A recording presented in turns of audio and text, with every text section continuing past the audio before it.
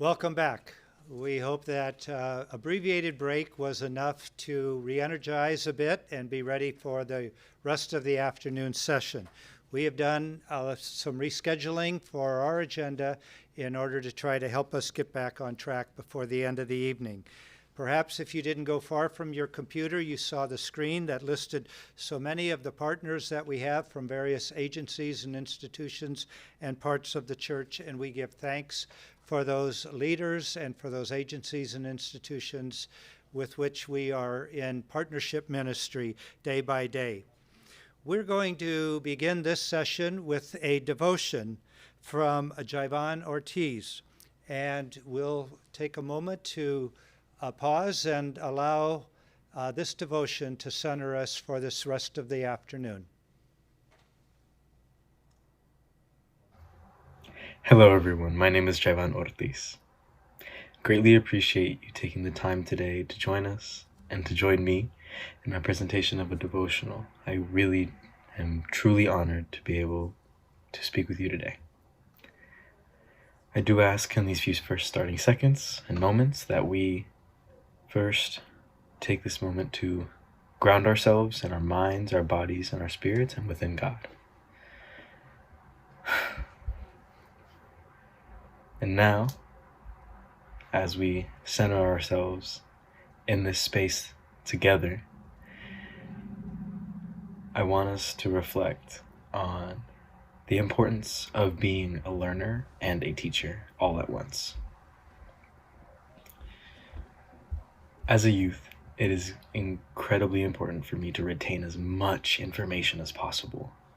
I want to learn every single thing there is to learn about the world.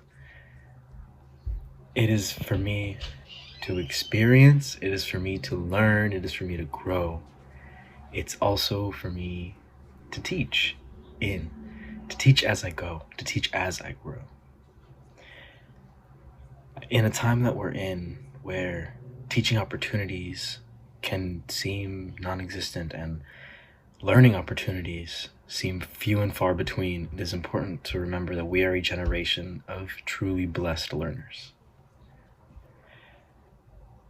As this amazing generation of learners, young, old, even to newborn babies who are learning every single moment from the moment they wake up, it's really important that we as learners understand that we are taught by past experiences.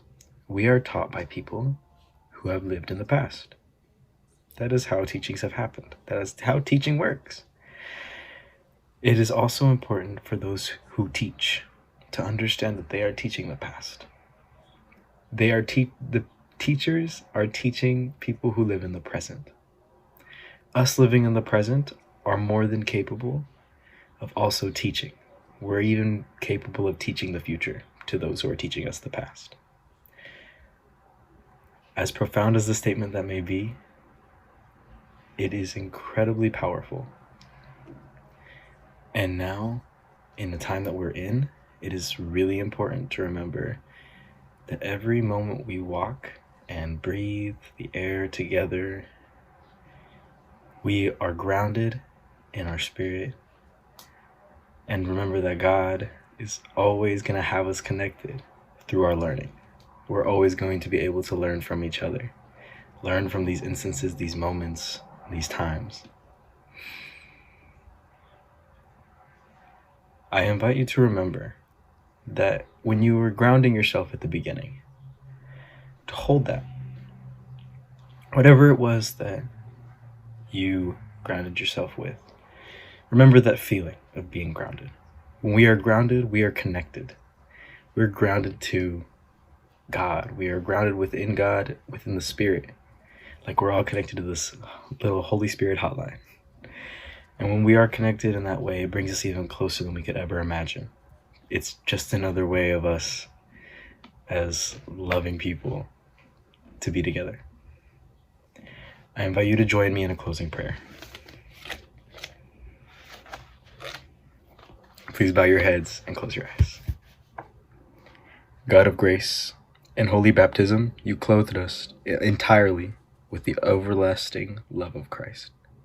We have not only been united with him in death, but in resurrection and new life. Turn our groans of longing into joyful praise, O Christ. Lord of all creation, your holy breath is the air we breathe to live. You brought forth the life of growing things to sustain us. You brought forth the light within each one of us. Dear God, please allow us to share that light and teach. Please allow us to accept the light from everybody and learn. Amen. Thank you, Jaivan. We are going to hear two reports back to back from our Evangelical Lutheran Church in America. First, beginning with the report from our presiding bishop, the Reverend Dr. Elizabeth Eaton.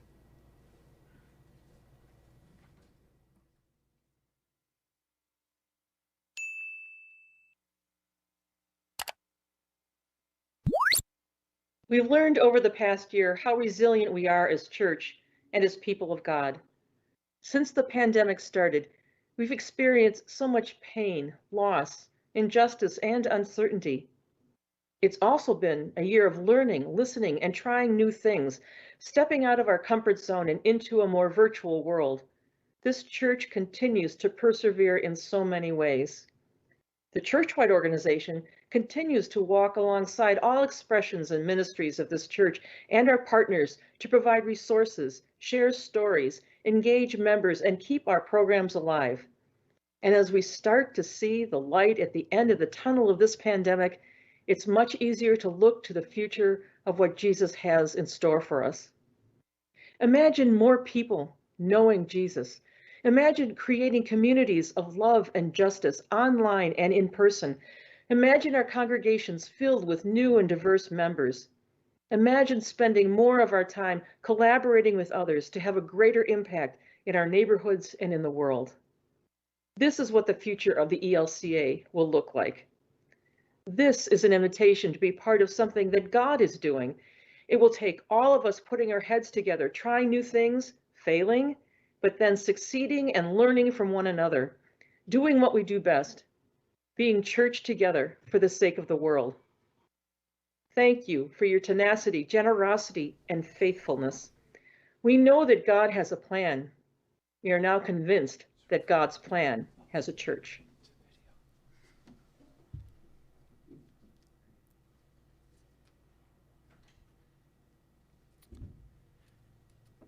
Thank you, Presiding Bishop Elizabeth Eaton.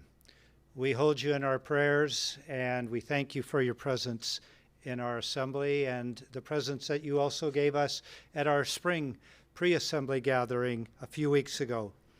We're going to see a second video from the person who's already been before us, the Reverend Dr. Phillip Hirsch. Let me tell you a few more details about him before we see his presentation. He's a Master of Divinity 1990 graduate of Lutheran School of Theology in Chicago.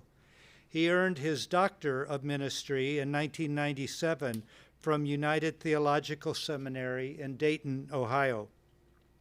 Pastor Hirsch served congregations in Virginia and in New Jersey, and then he was called to be the Director of Evangelical Mission for the Metro DC Synod, where he served there until he was called to become the Executive Director of Christian Community and Leadership in the ELCA church-wide offices. So we have been thankful to have him with us already, and he will be with us through the entirety of this assembly. We hear now a report from Phillip to this assembly.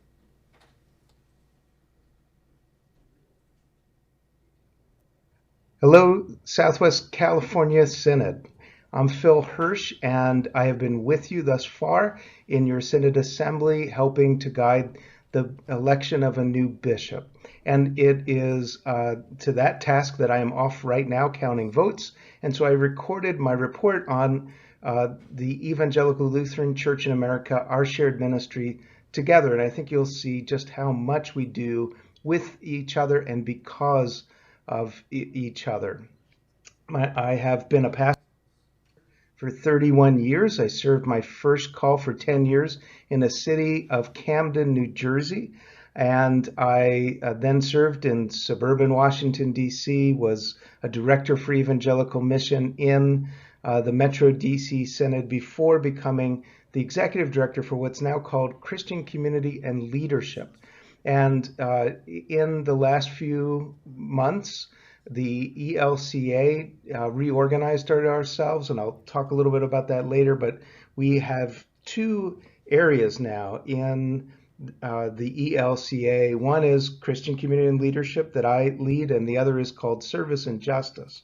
And these two arms of the church are historic. They go back to the very beginning of the Christian church, where there were people who were focused on preaching the gospel and those on serving those in need. And for us as a church, we understand that as like breathing in, breathing out. We do them simultaneously, all of us together, the gospel and service. I wanted to say thank you for your mission support, which is about 45% of all of your undesignated support that you send to the Synod. About 45%, $381,233 last year, comes to the ELCA. And I think you'll see in a moment how we then spend that. In your particular Synod, almost all of that amount comes back to you in the forms of salaries, grants to new ministry starts and existing ones, and things like hunger. One area that is not quite included in that was in this past year when we had our COVID crisis across the country. We had a special appeal and raised more than $1.8 million, and 1.5 of that so far has been redistributed back to synods so that you could designate it to the places that needed it most. And so a portion of those funds have come back and been put into use in the Southwest California Synod.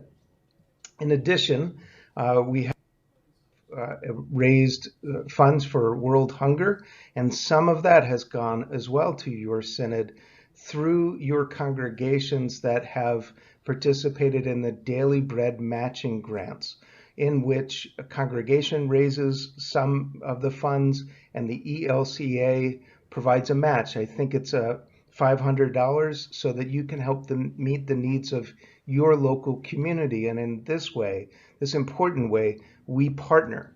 A global total support for world hunger is much more than that, in the tens of millions of dollars, but a portion of it comes directly back to synods with the support for daily bread matching grants.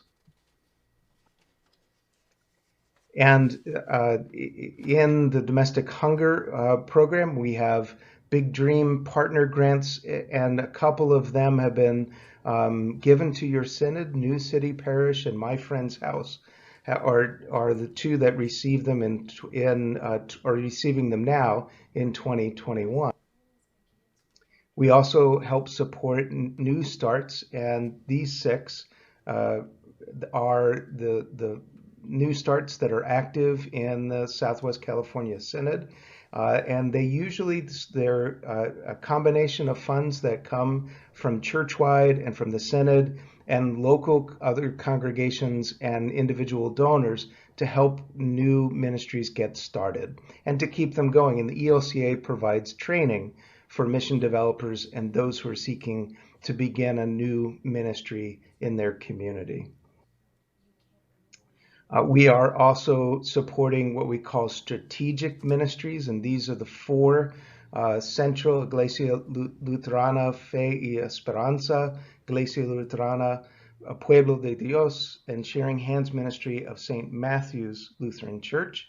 And these are congregations and ministries that are trying something new to reach new people in their communities. And together, these 4 ministries receive about $50,000 from the ELCA to support their work. And we have been also supporting a new ministry called Twin Valleys Parish that is trying to reach out and build a Latinx community within their shared ministry together. We also in the ELCA have a ministry called the Fund for Leaders, and through it we provide full scholarships for those who wish to go to seminary and pursue full-time ministry in the ELCA. And in your synod, there are two, Rebecca Nelson and Samantha Ledoux, who go to various seminaries, and they can attend any ELCA seminary that are in the Southwest California Synod. I would acknowledge that you also have companion synods around the globe. The outreach and impact of your synod is extended and deepened through our church with your companion in Hong Kong, and I understand kind of an unofficial companion with the church in El Salvador. And through many ways, your support goes to those areas of our global companions and to support folks like Pastor Stephen Deal, who works in Central America, and Marta Giron, who is working with Amparo, and that is our ministry to help minor children who are unaccompanied to help them with whatever they need in terms of protection, representation, and advocacy. Also, all of our missionaries this year in 2020, they were called home back to the United States because of COVID. Some of them chose to stay where they were. Others came back and are now slowly returning to the field. Our YAGM, Young Adult and Global Mission Program, was completely shut down because of COVID. All of our young adults were brought home, all of our country coordinators as well, and we are going to relaunch the Young Adult and Global Missions Program in 2022. So the applications, I think, are going to be received this year, and then people can serve next year. Your synod helps in the church-wide effort in these ways by providing leadership to the Church Council, the Committee on Discipline, Nominating Committee, and the Mission Investment Fund Board. That is sort of a bank that the church uses to help give loans to congregations who are building or rebuilding their congregational facilities. And so thank you to Valerie and Tanisha, to Desta and to Robert for your good and hard work in these ways that serve the broader church together.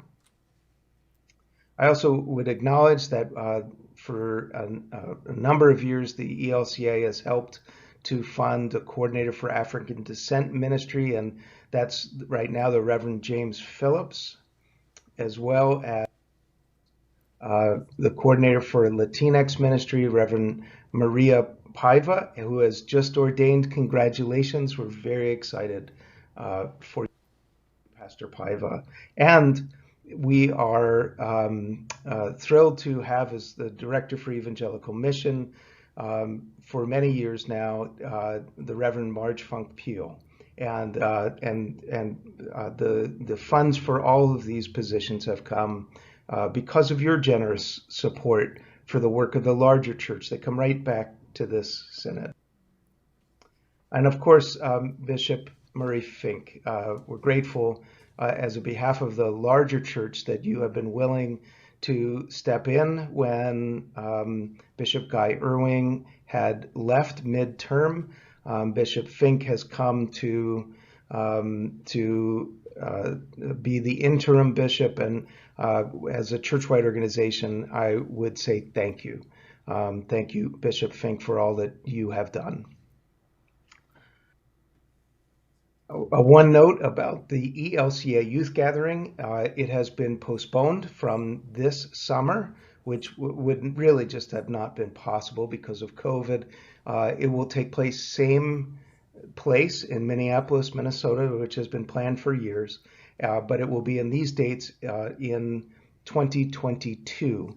And you can find out more information and eventually to get to the registration at the elca.org/youth gathering webpage.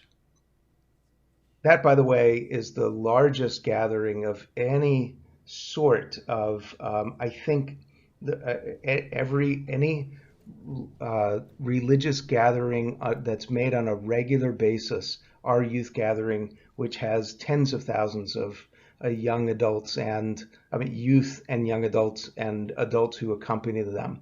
It's the largest in America, and so we're hoping that you will continue to support it by sending your youth to attend.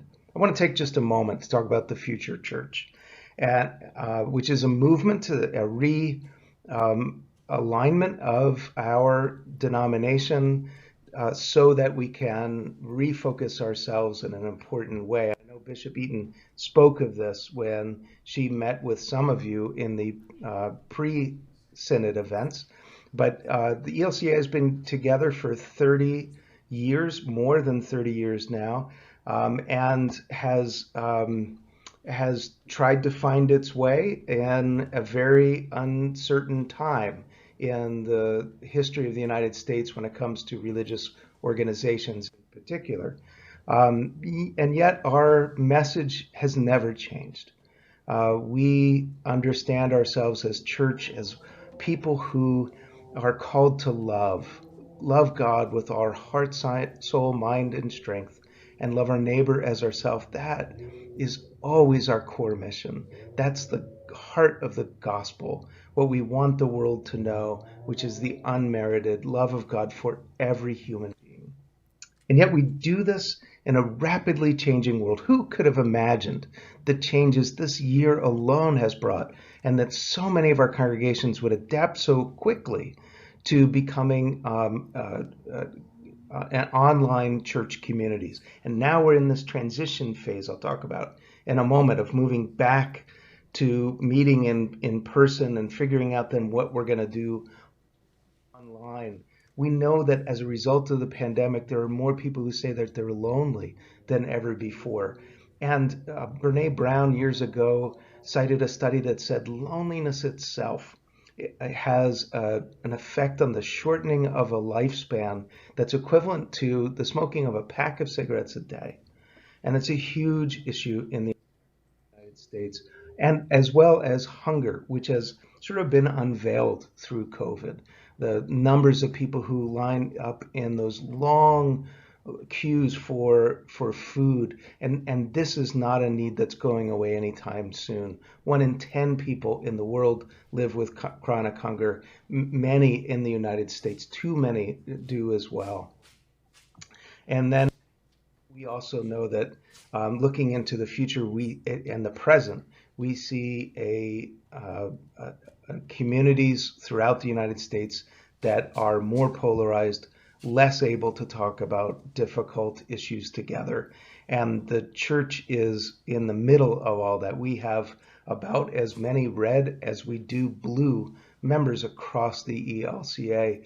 And if there is any group that can model for the rest of our country how people might learn to love one another, we hope it can be the church. So let me talk a little bit about our purpose. We want to activate each of us so that more people will come to know the way of Jesus, which is the way of love, and discover community, justice, and love. And that's going to work both ways. Some people will come to the church or come to Christ because they've experienced community or justice or love. They've been a part of the serving ministries or arm of the church, and they'll come to know the compassion of Christ through that way. Others will just hear the gospel and they will respond in faith. And we want everyone to be involved in the bringing of more people into that knowledge and love of the way of Jesus, of what Jesus in the New Testament says is the way, the truth, and the life. Our goal that we set out to try and make this as clear as possible is to say that we wanted to share the story of Jesus and the ELCA with 1 million new people.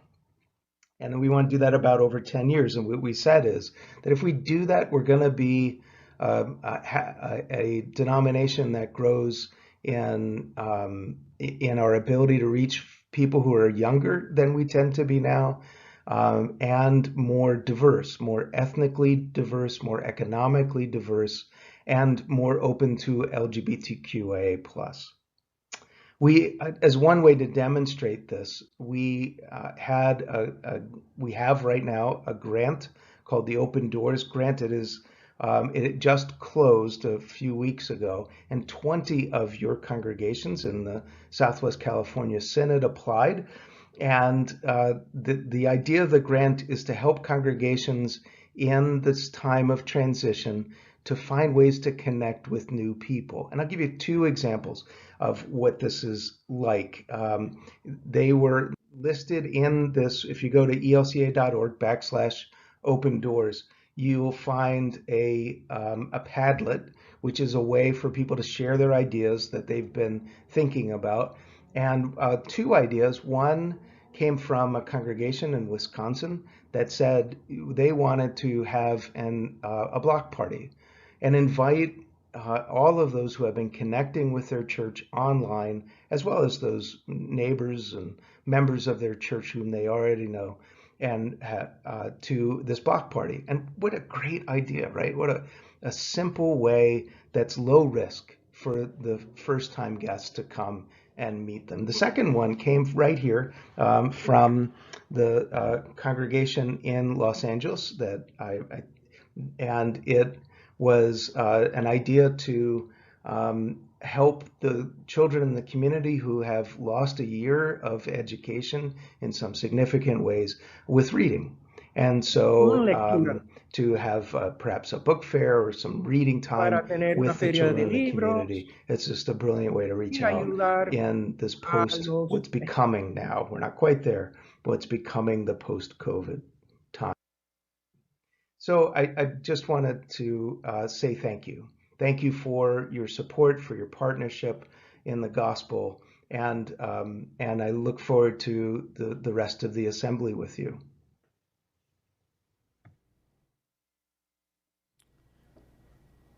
Thank you, Reverend Hirsch, for that very informative report and for lifting up the many ways that we are in partnership together as we enjoy being church together with the Evangelical Lutheran Church in America and the other 64 synods of our denomination.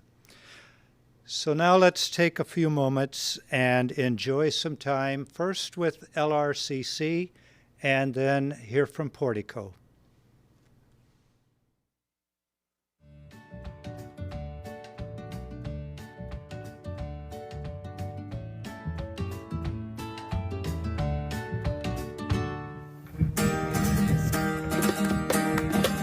I got peace like a river.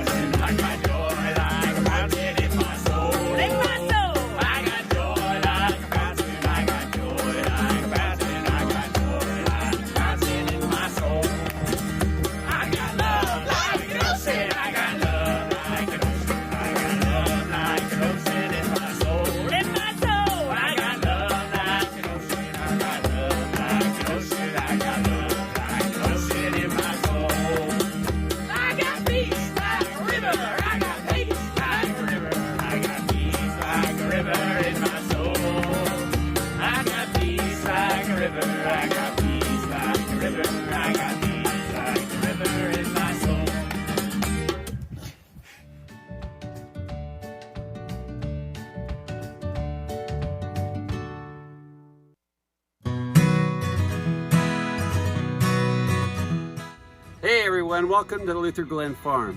Before we say anything else, we want to say thank you to you, our donors, who have kept us afloat during this pandemic. We're excited about the future, and now sending you to El Camino Pines. Hello, Southwest California Synod. Welcome to the beautiful El Camino Pines. I am here reflecting on this past year and all the things we are grateful for at LRCC. We are grateful to all of you who find this space sacred. We are especially grateful to the Wolf Duvall family for donating money in memory of Pastor Susan Wolf Duvall to create an awesome new low ropes course. We look forward to using it this summer. We also are grateful to St. Stephen's in Granada Hills. Even though they shut their doors, they gave us funds to create a unique yurt structure in the middle of our camp. We are grateful to all of you who have visited El Camino Pines this past year in our cabin rentals. It has been so fun to meet many of you this way. We are happy to continue our cabin rentals into the future. We are grateful to all of you who have watched our Sundays with Camp, children's chats, and songs. Thank you for keeping the spirit of camp alive in your own home. We are grateful for every dollar given and every prayer lifted for LRCC. This has been a difficult year for our organization, and we could not survive it without you. We are grateful for so many things around here, but the one thing we are missing is all of you. We look forward to having you back at camp very soon. And now for an announcement about what is going on this summer at Luther Glen Farm. Hi, I'm here with Coconut in one of our greenhouses at the Luther Glen Farm, and Coconut's one of our 75 laying hens. And I'm not really sure which came first, the chicken or the egg or the tomato plant, but from July 18th through the 23rd, you can send kids from your congregation to farm camp where we're going to discover that together. We look forward to welcoming campers back at El Camino Pines this summer. We will have 1 week with just campers from June 26th through July 1st. Then we are trying something a little different, and we'll have family camp July 3rd through the 7th or July 24th through the 28th. You can come and stay at El Camino Pines with your family in your very own cabin while still enjoying our normal camp activities. You can even choose how many nights you'd like to stay. We also invite you all to God's Work Our Hands Day at El Camino Pines on September 12th. Bring tools and a packed lunch and join us for the day as we beautify camp. For more information about these activities, please visit our website at lrcchome.com.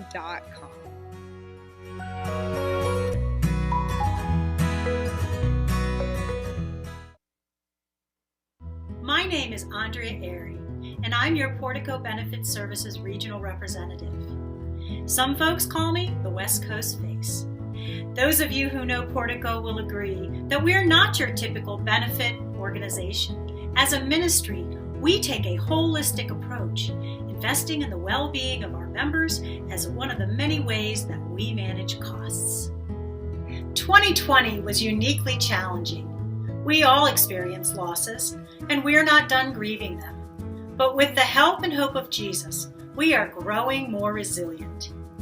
The pandemic broke down walls of convention and forced us to explore new territory, from online worship to virtual vacation Bible school to creative ways of caring for one another. But it takes energy to adapt to all this change. Portico's benefits help our members nurture their resilience to strengthen themselves for this important work. For example, during the pandemic, who hasn't felt anxious about a doctor visit? Using 98.6, our members can safely visit a primary care doctor from their own home through video and a text message with zero copay. For many, debt has become a heavier burden. Through our partnership with LSS Financial Counseling, members can access no-cost credit and other financial counseling. So many are struggling emotionally these days. Learn to Live, our new mental health program, helps members take a safe, confidential first step. Again, with no out-of-pocket costs. Resilient grows one step at a time. In closing, I'd like to share a short video from Portico's president, Reverend Jeff Tiemann. It just might change the way you think about your own resilience. If you're like most of us, you probably want to create some healthy habits in your life. The last year has been challenging, but I have a suggestion. Take one ridiculously small step toward your goal, something you can do in 5 minutes or less. Then keep taking that small step until it becomes a habit. When you're ready, build on it. The big idea is start small, ridiculously small. Take your time, give yourself grace. I invite you to consider, what ridiculously small step are you ready to take now?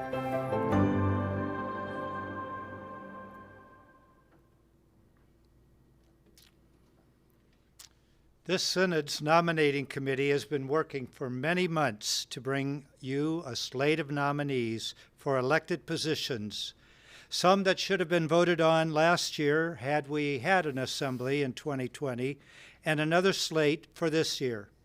The committee has been working overtime these past months to garner and gather the many willing nominees that we will vote upon during this assembly. Chair of the committee, the Reverend David Berkadal, will offer an initial report at this time.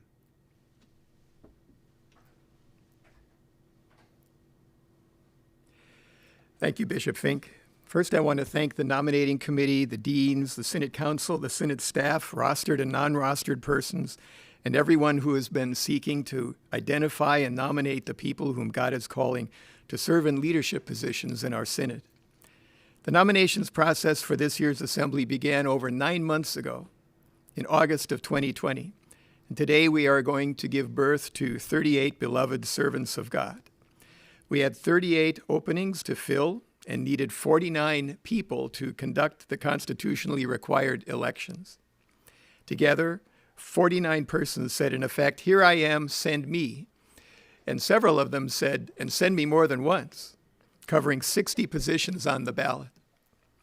Second, I want to thank those 49 persons for their willingness to give of their gifts and of their time to provide the springboard from which our Synod will leap into whatever new normal God is calling us into as a Synod.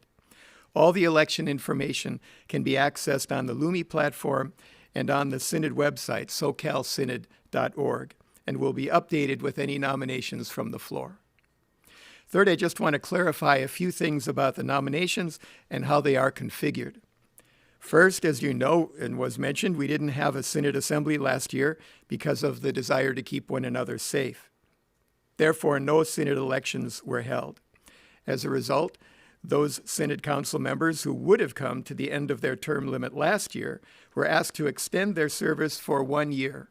Every single one said yes. Normally, 1/3 of the Synod Council is elected each year to a 3-year term, each assembly to a 3-year term. But since there was no election last year, some of those being elected to the Synod Council this year will be elected to 2-year terms and some to 3-year terms, which will get us back to our typical rotation track. The description of which candidates are being elected for 2-year terms and which for 3-year terms is printed on the Lumi platform and on the Synod website, socalsynod.org. Second, the Synod Council has eliminated the continuing resolution from our Constitution that limited the number of Synod Council members from each conference to 4. It had become clear that the nominating committee could not know how many people would be elected from each conference until after the elections had taken place. It seemed unfair that otherwise qualified candidates would have to be told that their nomination was being withdrawn simply on the basis of the order in which the elections took place. In addition, the number 4 seemed somewhat arbitrary since our conferences vary in size between 4 and 20. Nevertheless, the nominating committee has tried to enable an equitable distribution of candidates from among our many conferences.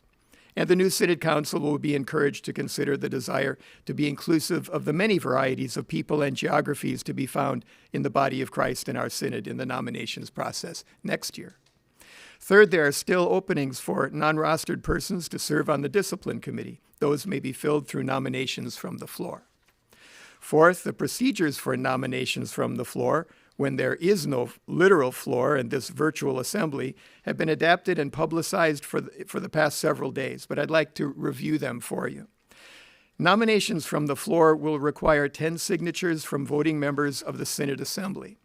Nominators will need to submit those signatures as actual signatures or in the form of email, which must include an affirmation that you are signing the nomination of your candidate, the email you used to register for the assembly, and the name of your congregation, including city. Send that information to secretary@socalsynod.org with the name of the nominee in the subject line by the end of the last business session today, Friday, June 4th.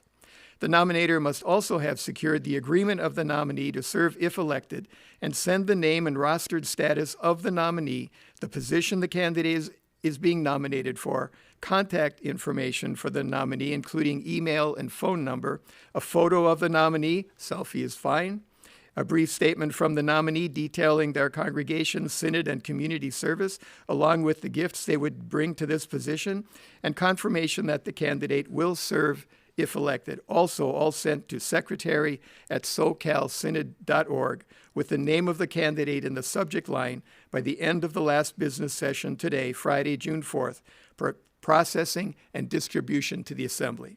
Everybody's got that, right? Of course. It's a lot to absorb. But all of this can also be accessed on the Synod website, socalsynod.org, and the Lumi platform, along with all the rules of conduct and procedures for the elections at your convenience.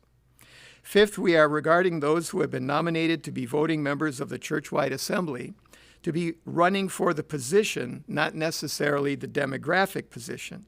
The Synod Vice President automatically fills one of the gender positions. Therefore, when we find out the gender of the Synod VP, we will rearrange the names that are left in other positions as appropriate to encourage as much diversity in our group going to the churchwide assembly as possible, and to seek to meet the inclusion requirements for the churchwide that are given to us by the churchwide expression of this church.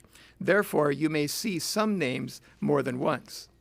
For your information, the racial diversity in the territory served by our synod, provided for us by our churchwide offices, is as follows. Black population, 7%. American Indian population, 1%. Asian population, 13%. Other race population, 22%. Two or more races, 5%. White population, including both Latinx and European descent individuals, 52%.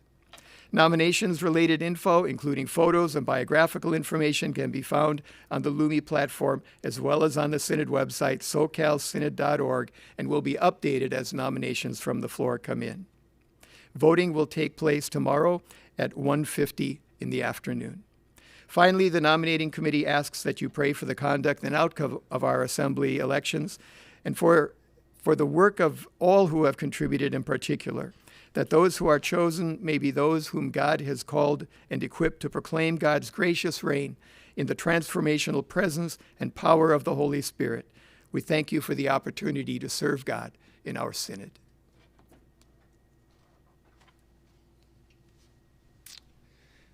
Thank you, Pastor Berkedahl, for that very thorough report. We're going to keep moving on in our agenda, and at this time, I want to welcome Dr. Cecilia Travick-Jackson to the microphone as the chair of our Reference and Council Committee.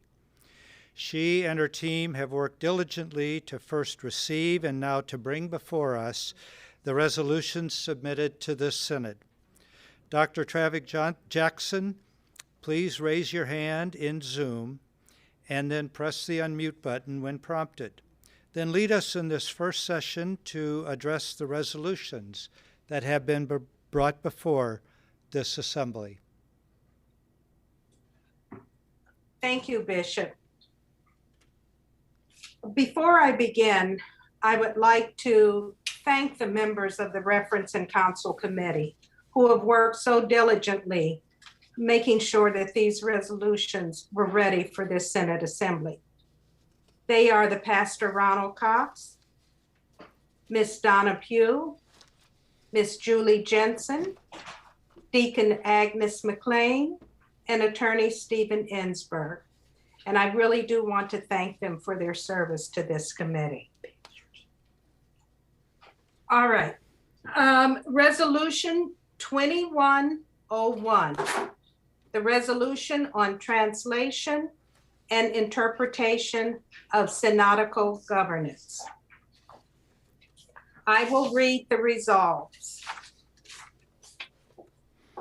Therefore, be it resolved that the Southwest California Synod identify the ongoing cost of translating all website and governing documents and providing interpretation of Synod Council meetings and Synod assemblies.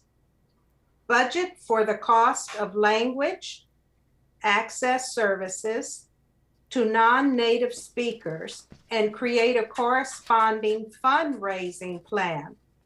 And be it resolved that the Southwest California Synod provides appropriate language interpretation, including signed language, to ensure all voting members of the corresponding governance bodies participate in their dominant language or whichever language ensures full understanding.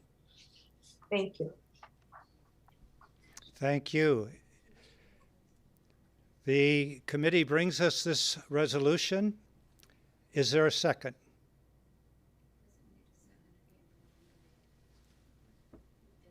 Oh, excuse me, doesn't need a second, even though somebody already did. But okay, so speaking to this resolution.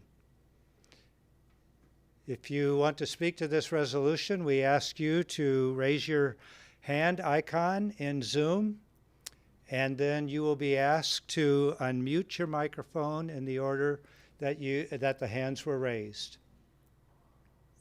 They do need to use the speaker queue, so if they'd like to speak to it, they'll want to enter that in Lumi, and then we'll do the hand raising so that we can put them on here. Okay, excuse me 1 second.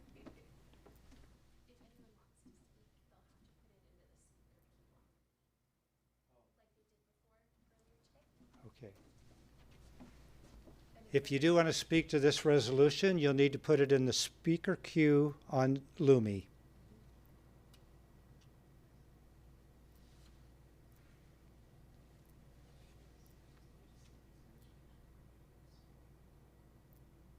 We'll give you just a moment.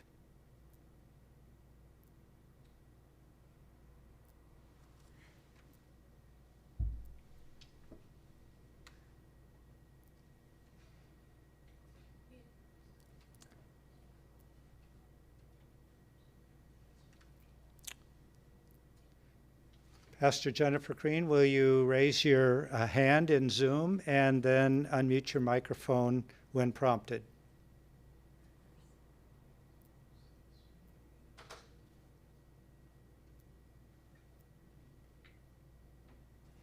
Thank you, Bishop. I speak in favor of the resolution. Language accessibility is incredibly important and has become more important in these recent days as we have been doing online and virtual community.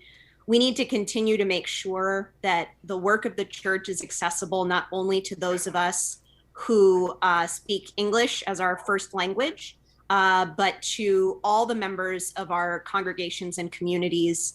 I've been the ASL interpretation, as well as the simultaneous translation that's going on for the assembly. I know it takes a lot of work.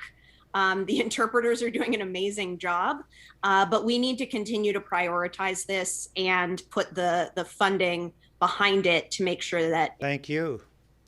Pastor Stephanie Yeager, please raise your hand in Zoom and unmute your microphone when prompted.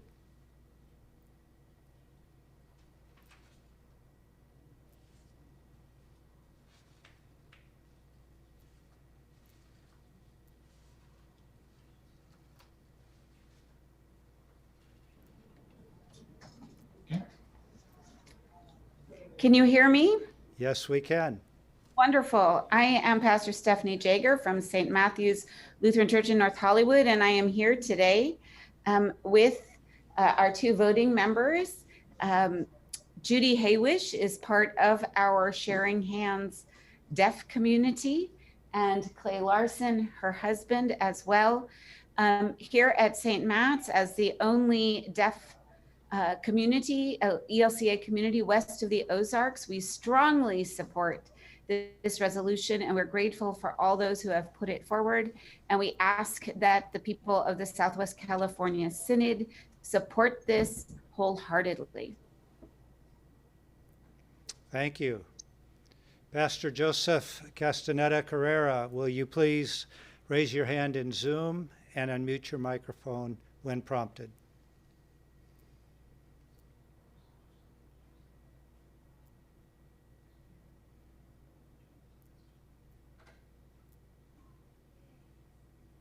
Hello, good afternoon.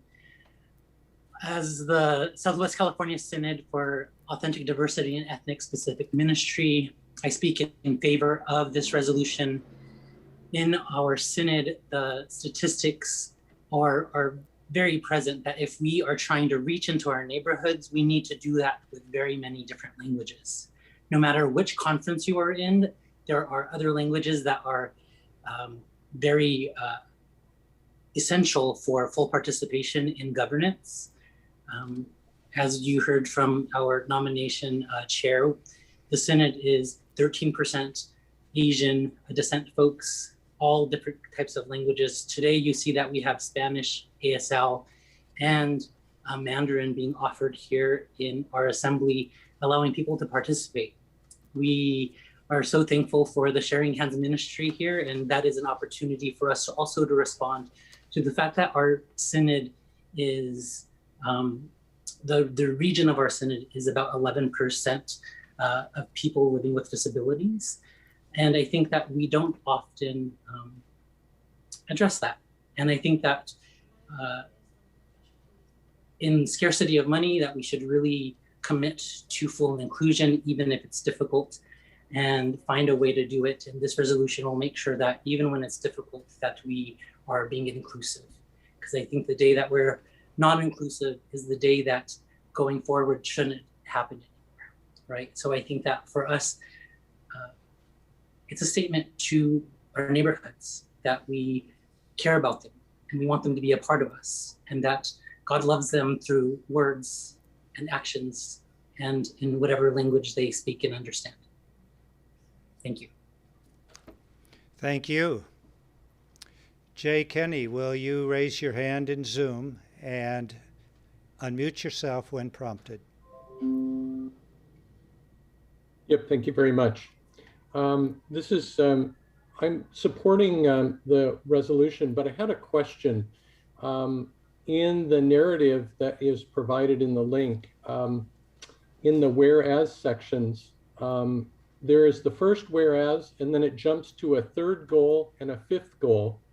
And I just had a question as to whether or not there are other goals that should have been identified in there, or should have been delineated and were not.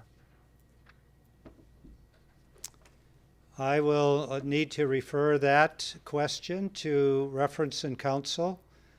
Dr. Travick Jackson, are you able to speak to that? Oh, please raise your hand in Zoom and unmute yourself. I'm sorry, I did not hear the entire question. Will you please repeat that question? Little more challenging when we have to go back and forth. That's okay. I think I'm unmuted now. Oh, okay. Can you repeat? Yep. Can you repeat your question, please? Then. Yes, thank you. In the resolution, as it was presented in the documents that are in Lumi, the resolution begins whereas, and there's one paragraph, and then the second paragraph says, whereas the third goal, and then the next paragraph down says, whereas the fifth goal. And I'm just asking a question about what are the first and second goals, and what is the fourth goal? It looked like they were missing out of the documentation.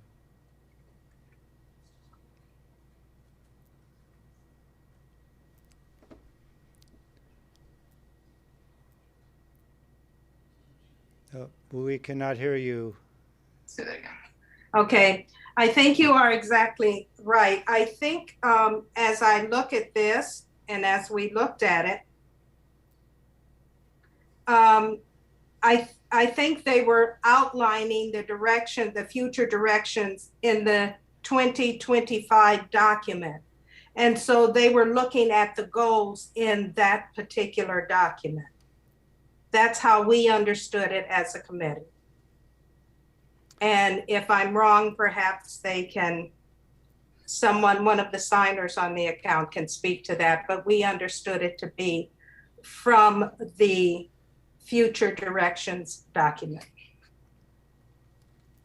And I will then also speak that what they're doing in those two paragraphs, the second and third paragraph, is they're taking out of another document the third and the fifth goal, and then inserting that as part of the whereases.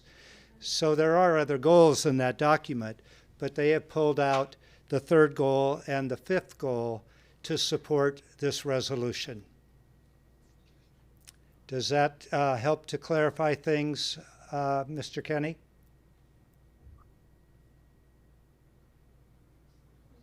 Maybe you Yes, left it does. us. Oh, thank you so much. Okay, thank you. Pastor Marge Funk Peel, will you please raise your hand in Zoom and unmute yourself when prompted?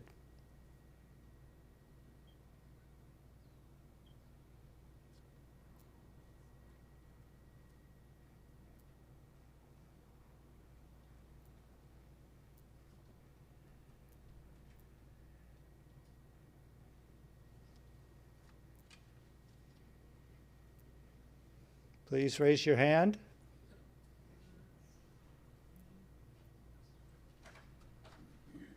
Sorry about that. My hand disappeared. I'm coming and speaking in favor of the resolution. I think we are always very happy to be diverse, but we are not quite so committed to being equitable.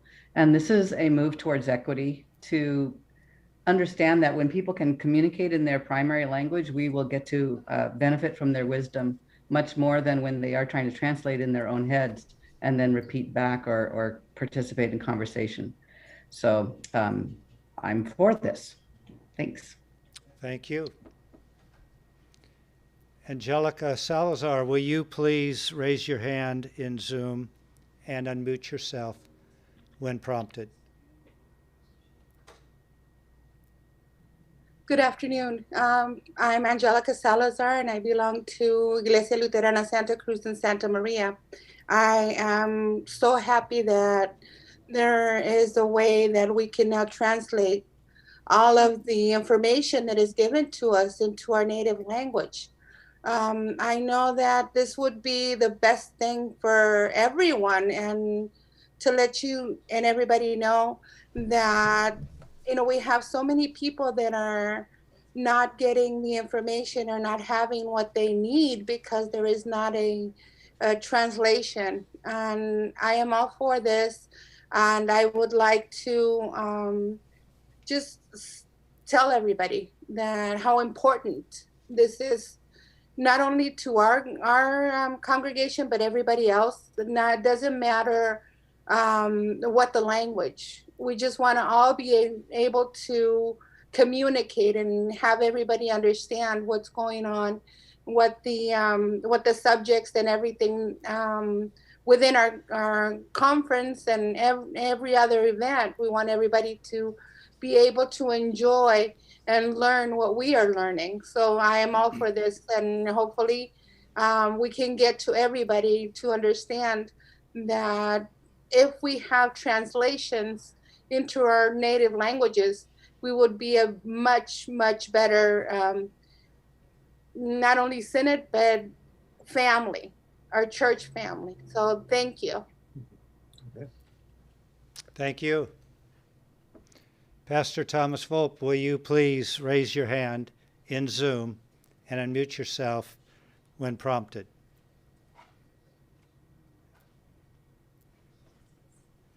Hi, I'm Pastor Thomas Volpe in Santa Barbara, California. I'm speaking for this resolution. I have seen that when people are able to hear and listen and be part of conversations in their own language, it enriches them in their faith, and it also allows us to speak across the nations, across different divides, things that divide us as human beings anyway, so that we are able to engage in our faith across a human level. And so I believe that having these translations are interpretation, in fact, is incredibly important to increase access as well as our sharing of our faith together in one place. Thank you. Crystal Ship, will you raise your hand in Zoom and unmute yourself when prompted?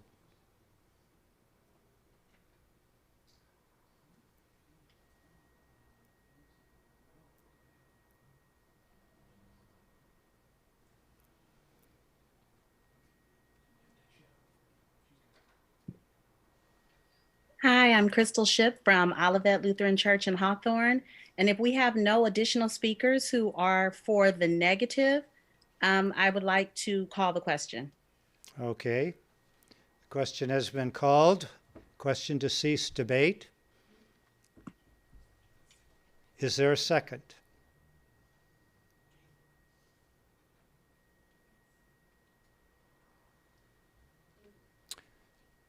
We have a second.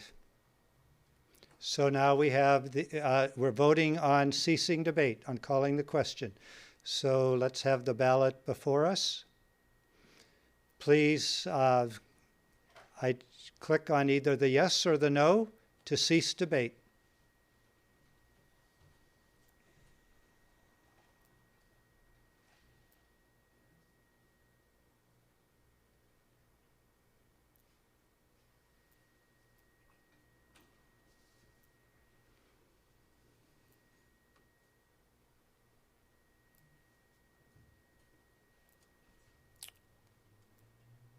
Fifteen more seconds.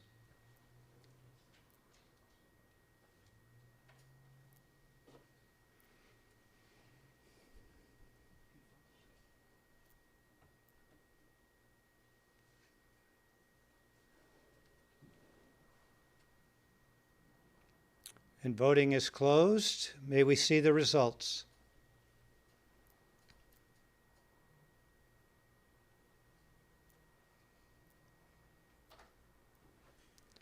The vote to cease debate was approved by 241 in favor, 1 no. So now we move to the resolution as presented. So all in favor of, well, no, we're going to let you decide whether you're in favor or not. We will put before you the ballot for resolution 2101. Oh, I'm going to pray. You might already be voting, but we will pray before and while you're voting. From hymn 886, "O for 1,000 tongues to sing my great Redeemer's praise, the glories of my God and King, the triumphs of his grace. My gracious Master and my God, assist me to proclaim, to spread through all the earth abroad, the honors of your name." Now let us vote.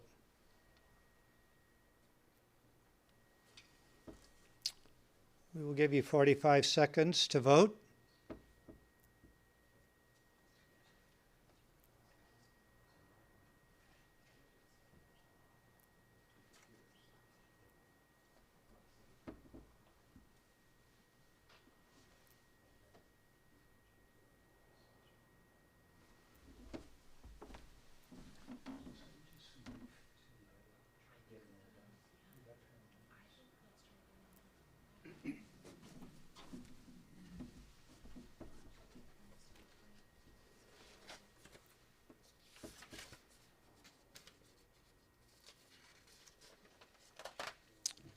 10 seconds.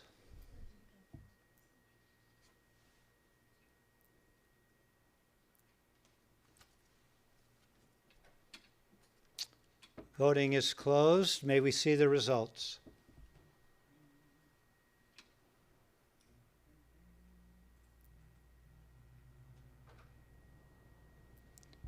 $256 voted in favor, 12 voted against. Resolution 21-01 is adopted. Dr. Travick Jackson, will you bring us our second resolution?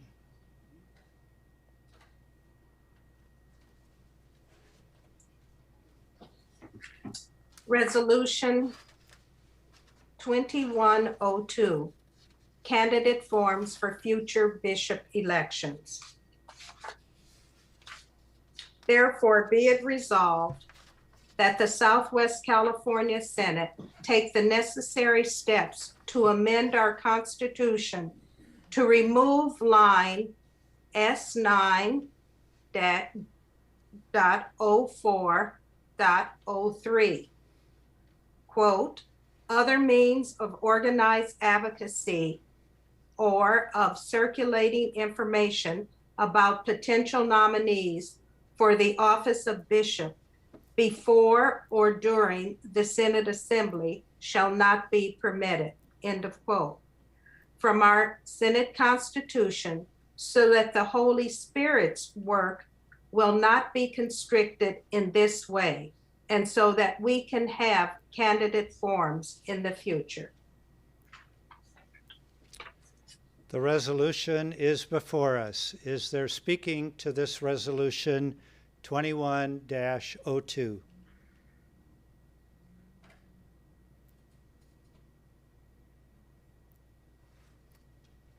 Pastor Matt Cadle, will you please raise your hand? Can be either hand, but your Zoom hand, and then unmute your microphone. Great, thank you. Pastor Matt Cadle from St. Mark's, Los Angeles, New City Parish Congregation. This resolution is about the work of the Holy Spirit and how it should not be falsely limited to the short time and place of Synod assembly. Candidate forums would allow more people to get to know more candidates well in advance of the actual assembly, so that when we get to that blank ecclesiastical ballot, we would have a better sense of whose name to write in. Perhaps even more importantly than hearing from specific candidates themselves, we would be able to lift up issues of vital importance to the Synod in an organized public forum well in advance of the actual assembly. All of this would help us better prepare for Synod assembly and more effectively live out our calling as the body of Christ that discusses issues of vital importance together, not just at Synod assembly, but over time. There are other synods that allow candidate forums in advance of the ecclesiastical ballot at the actual assembly. There is precedent within the ELCA for candidate forums. The Southwest California Synod is prohibited from doing so because of one of our relatively unique bylaws. We can change this. Please vote yes on this resolution so that we can move toward candidate forums in the future. Thank you. Thank you, Pastor. Pastor Janet Hanstead, will you please raise your hand in Zoom and then unmute your microphone when prompted?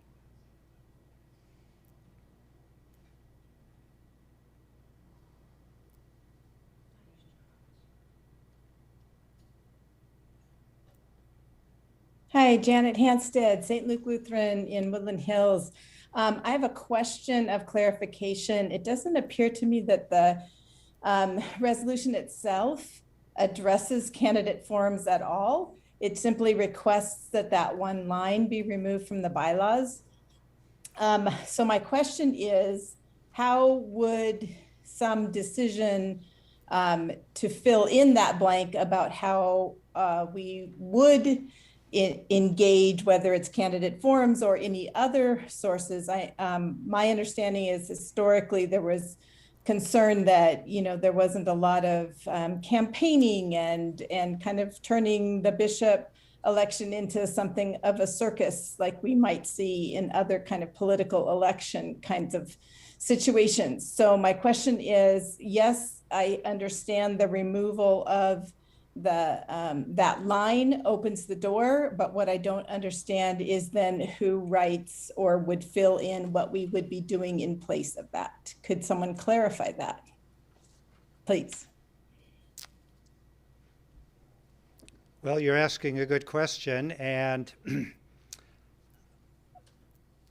let me go back to reference and counsel and see if that was addressed in any way in your conversations.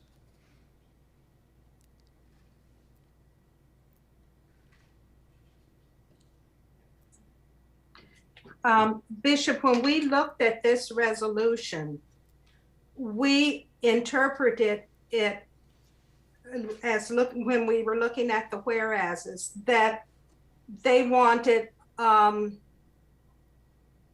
more informal way to get to know the candidates for the bishop.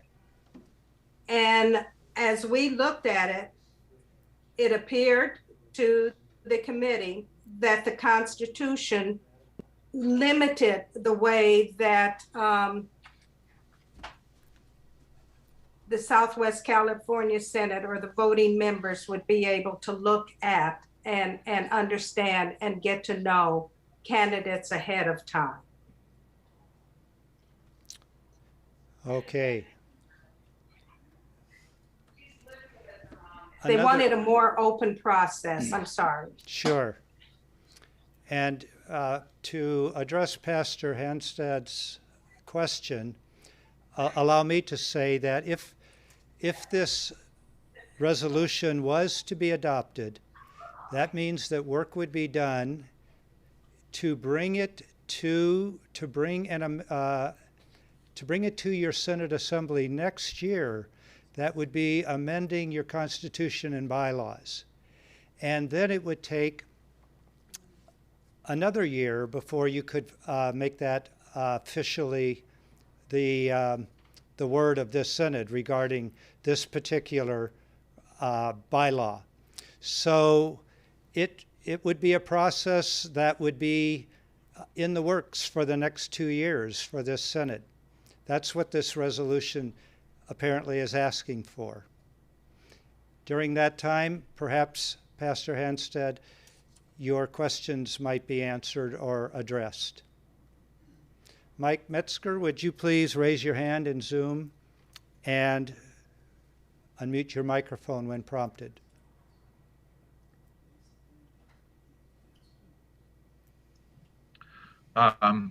Good afternoon, everyone.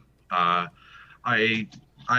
actually speaking against this resolution, not because of its content, because of its procedure.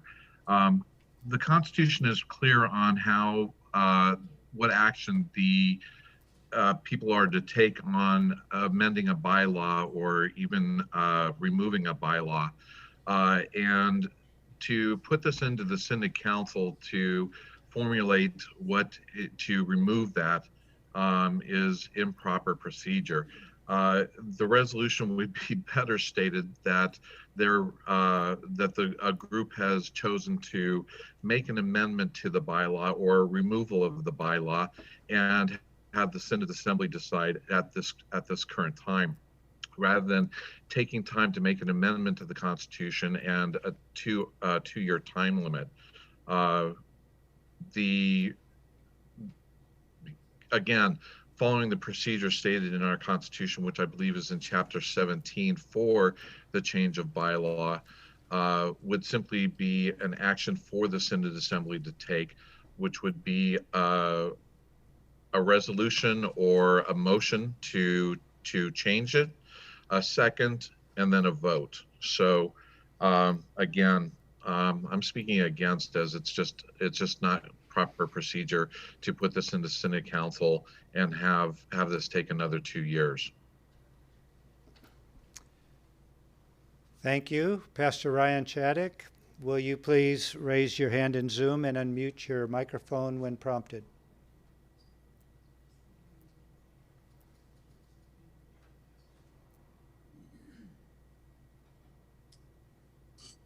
So, Pastor Ryan, American Lutheran Church, Burbank. I do think that the actual process would eventually go to like the bishop's election committee to figure out what kind of forums there would be. This would simply allow the bishop's election committee to make those kinds of decisions. I do believe that we benefit from a more robust process, and any kind of restrictions to bishop electioneering only hinder our ability to listen to the Spirit for as long as possible. Only the call process for bishop limits the call process to essentially a day. Why is the bishop's call process the only call in our synod to be that short? Is it easier to become a bishop in our synod than it is to simply just become a pastor at any of our churches? So for those reasons, I am going to be voting yes on this resolution. Thank you. Thank you. Pastor Matt Gato, will you please raise your hand in Zoom and unmute your microphone?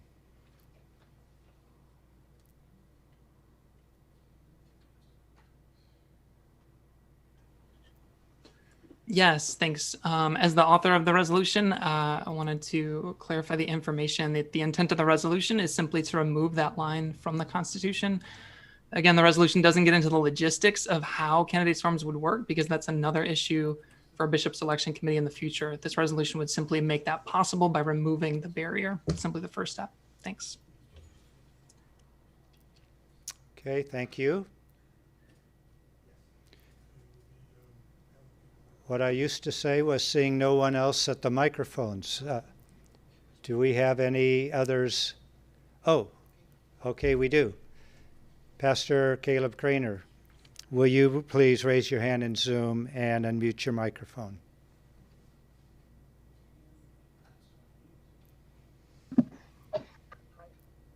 A point of information: if the resolution is not worded correctly in order to amend the bylaws through itself, do we need to resubmit a resolution from the floor in order to do that?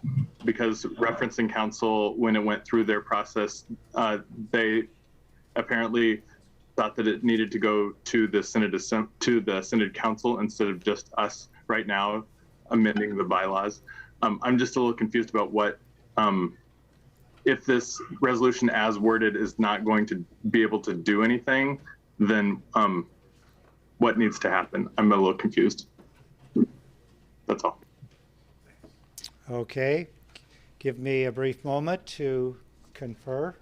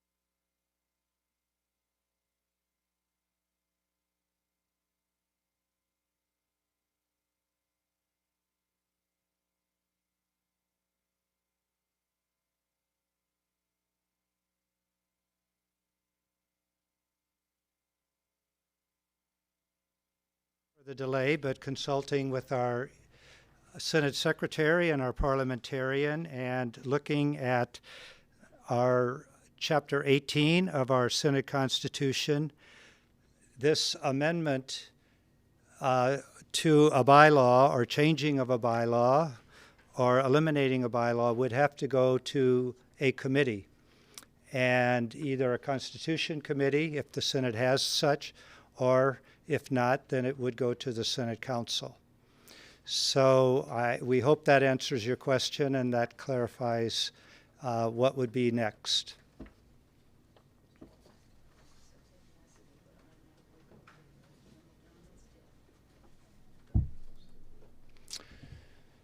So we have no other people that have asked to speak. I believe the resolution is before us.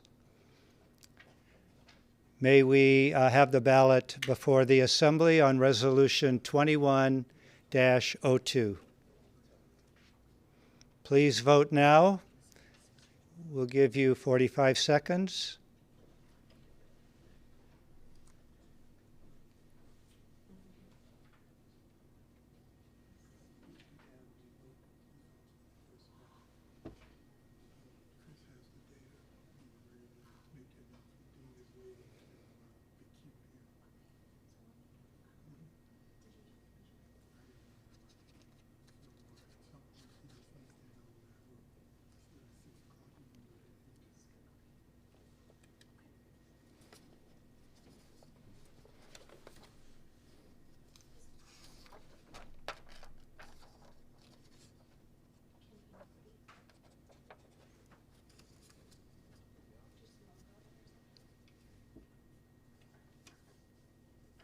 Ten more seconds.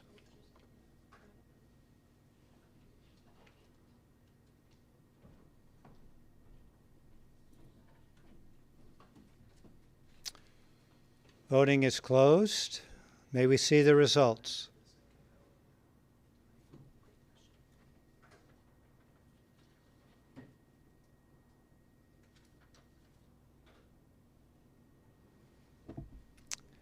Voting to adopt the resolution, 179.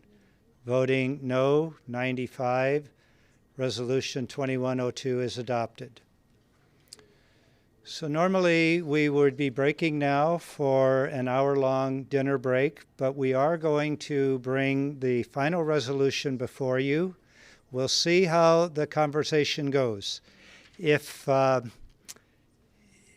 able, we'll see if we can move forward in that with that resolution. Otherwise, we will break and bring it back before us when we return after the dinner break. Dr. Cecilia Travick-Jackson, will you bring Resolution 21-03 before the Assembly now? Okay. This is a resolution on the support for Lutheran retreats, camps, and conferences. Therefore, be it resolved that the Southwest California Synod in Assembly calls on the congregations of the Southwest California Synod to fully support the ministry of Lutheran retreat camps and conferences, with special focus over the next few years as it recovers from the impact of the COVID-19 pandemic by supporting the HELP Help Campaign, and thus pledging to H, help children, youth, and adults from Southwest California congregations to attend our Lutheran Bible camps by promoting the character building programs of LRCC and by offering campership money to prospective campers. And B, encourage youth and young adults from Southwest California congregations to serve as Bible camp counselors and camp volunteers. And C, learn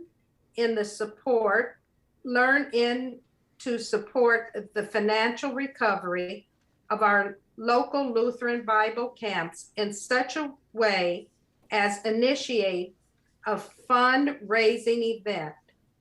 Support LRCC through the congregation's annual budget, host a camp Sunday, and/or encourage your congregational members to support LRCC.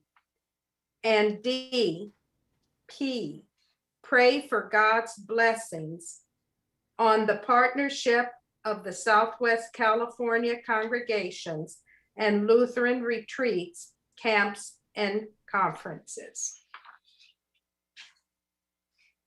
Thank you. Resolution 21-03 is before this assembly. Is there speaking to this resolution?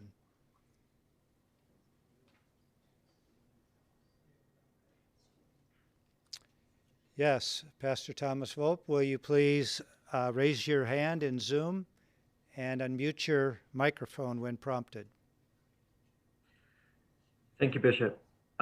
I'd like to say that I come in support of this resolution. LRCC offers retreats and encounters on and off site of Luther Glen and El Camino Pines. It encourages living into our values as Lutherans, sustainable stewardship of God's creation, active faith in youth and families, and it supports many ways of advocacy and support of our diverse identities within our communities. LRCC also benefits all of our communities almost whenever we ask for volunteers, resources for retreats and community building activities. It's educational, serves our church, enables us to teach and live into our faith outside our everyday context, especially when resources are scarce in some of our congregations. So in this way, I see it that we would be supporting members of our church across our synod as many have need. And to support LRCC rebuilding after suffering the windfall is a way of showing not only our gratitude and appreciation, but is also an investment in the future of our youth and families to encounter their faith and then grow in their connection to the church at large. Thank you. Thank you. Pastor Marcia Harris, will you please raise your hand in Zoom and unmute your microphone when prompted?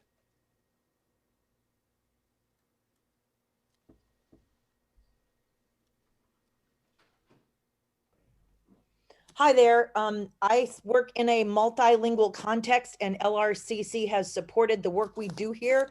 It is because of our camps that we have made significant strides in reaching the community around us that looks different than our congregation did when I started here 3.5 years ago, and has continued to enhance the diversity of our community here and our reach to the neighbors. We look forward to bringing back day camp this summer on site and taking students to camp both at the middle school youth gathering, if it's back this year, and at camps on site at LRCC, 2 locations through the winter, spring, and summer in the coming years. So your support of this will continue ministries that are reaching cross-culturally and cross-lingually. Thank you. Thank you. Crystal Ship, will you please raise your hand in Zoom and unmute your microphone when prompted?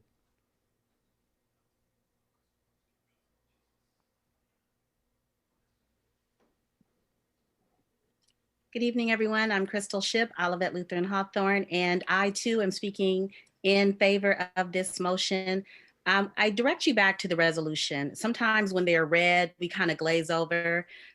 LRCC lost almost $1 million. They had a PPP loan and some amazing donors that helped them along the way.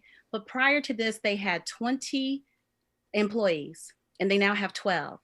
As a partner in ministry with Lutheran Social Services of Southern California, CLU, PLTS, we all work hand in hand. We all work together.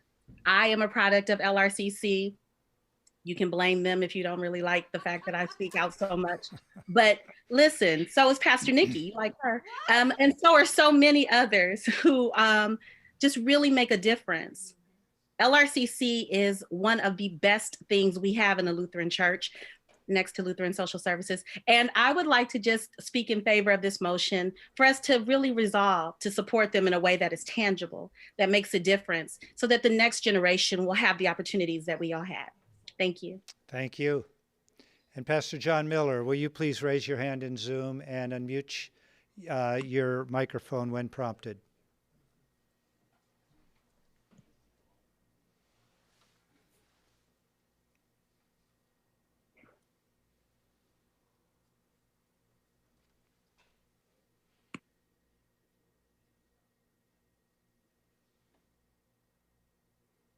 Can you raise your hand, Pastor Miller, in Zoom?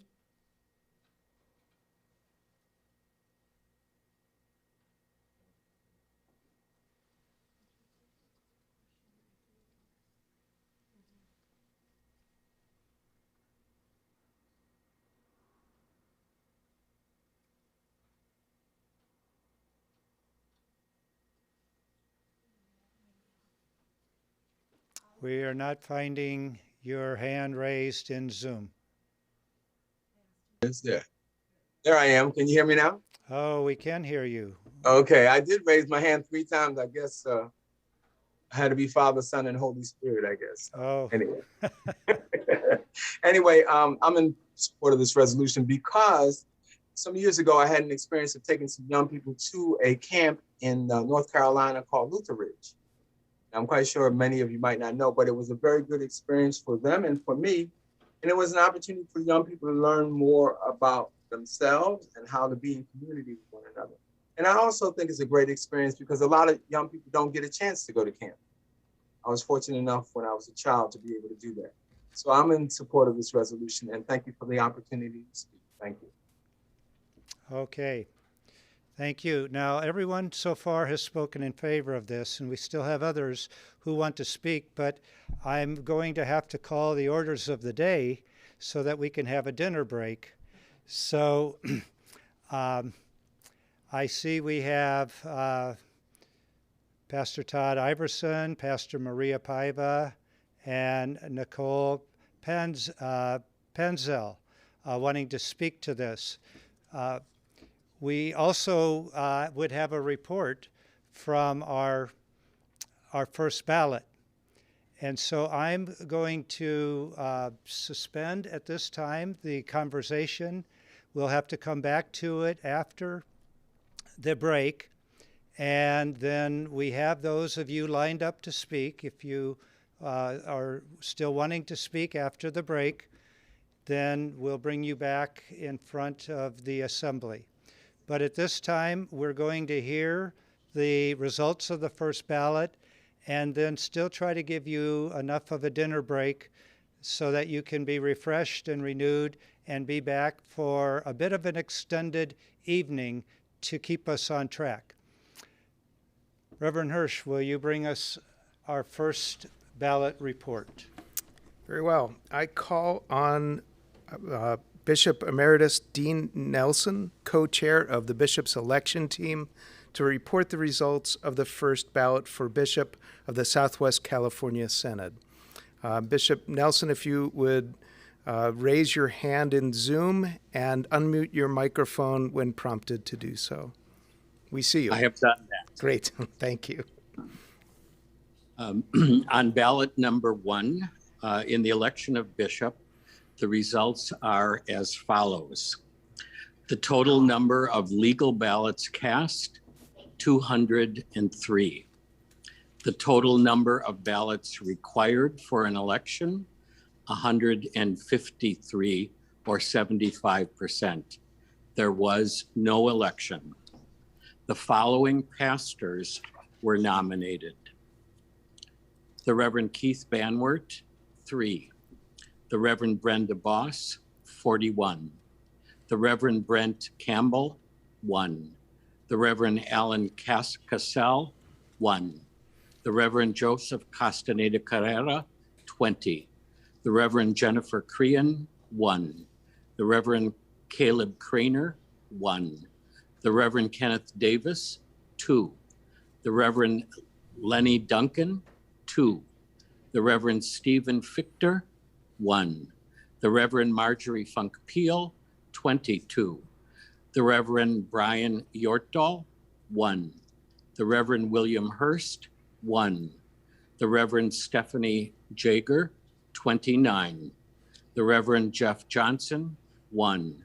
The Reverend Kenneth Johnson, 9. The Reverend Thomas Johnson, 1. The Reverend Peter Marty, 1. The Reverend Scott Maxwell Doherty, 1. The Reverend Melissa Maxwell Doherty, 4. The Reverend John Miller, 5. The Reverend Dean Nelson, 1.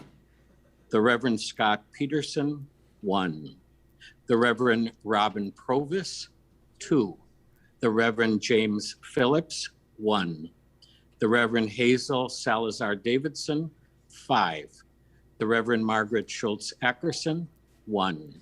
The Reverend Eric Schaefer, 1. The Reverend Albert Starr, 36. The Reverend Brian Steinweber, 1. The Reverend John Stevens, 1. The Reverend Tracy Williams, 5. Thank you, Bishop Nelson. Based on the report of the election team, there is no election.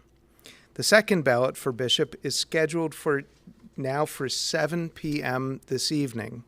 If you have been nominated and wish to withdraw, please send an email with your desire to withdraw to assembly2021 at SOCAL Synod, SoCalSynod.org by 6:30 tonight.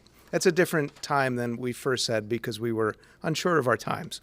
Now we're going to have, we'll say, please respond by 6:30 if you wish to take your name off of the ballot. The ballot itself, the second ballot, will be at 7 p.m. The names of all persons who are nominated on the first ballot and did not withdraw will appear on the second ballot. Those who desire that their name remain on the ballot, we invite you to complete the candidate information form, which is found on the Synod website by tomorrow morning at 8 a.m. and send it to the same assembly2021 at socalsynod.org. Are there any questions?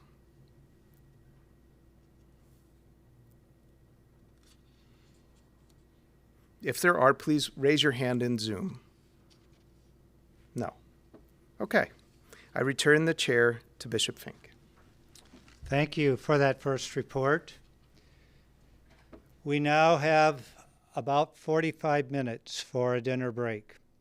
We will start right at 6 o'clock. We have a fairly full agenda this evening that will help us to be back on track.